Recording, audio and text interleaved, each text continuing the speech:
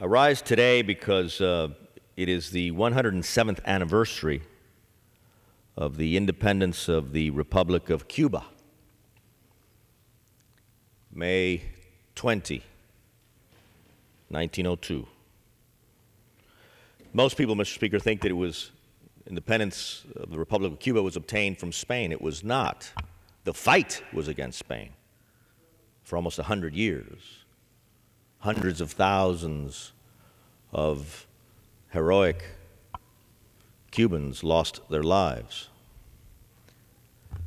Then the United States intervened to help Cuba in 1898. And this Congress was instrumental in making certain that after there was pacification, and obviously Spanish colonialism had been expelled, that the Republic of Cuba would be possible. The United States voluntarily left Cuba, withdrew, granted Cuba its independence by withdrawing. May 20, 1902. So today is an anniversary of an important, very important occasion. It's a sad anniversary because 50 years ago, the Cuban Republic fell in the hands of a demented serial killer, a demonic mass murderer, Fidel Castro. And he continues to rule. He's been ill for some years, and so he's granted some titles of power to his brother. But he continues to be the absolute, personal, total dictator of the totalitarian circus that oppresses the Cuban people. There are hundreds of recognized prisoners of conscience, journalists, librarians, teachers, lawyers, physicians, people who simply have expressed their point of view that they want to see Cuba free. They're in the dungeons. And there are thousands of others who are there as well because they violated so-called laws that would not be, that would not and do not exist in democratic nations. They're in prison for things such as dangerousness. Untold thousands, thus, are political prisoners in Cuba, suffering in the gulag because they have bothered that demonic mass murderer in some way, because they seek freedom, those political prisoners.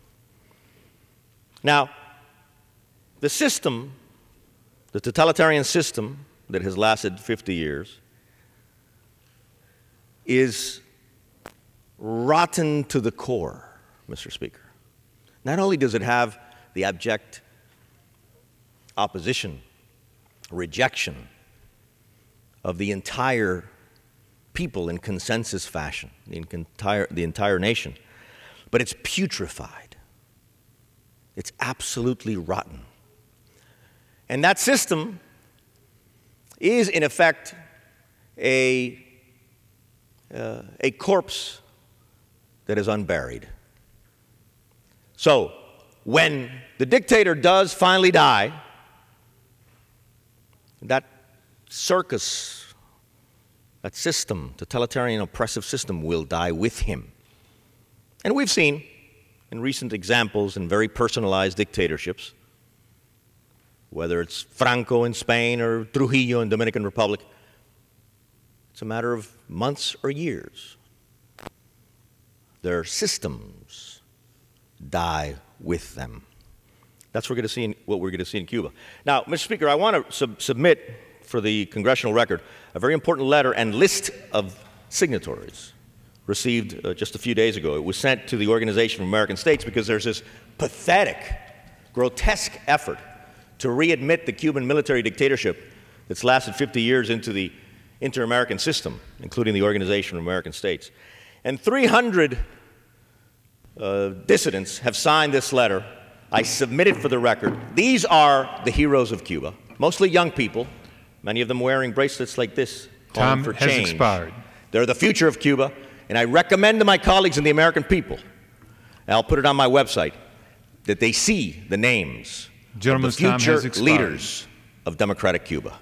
Thank you.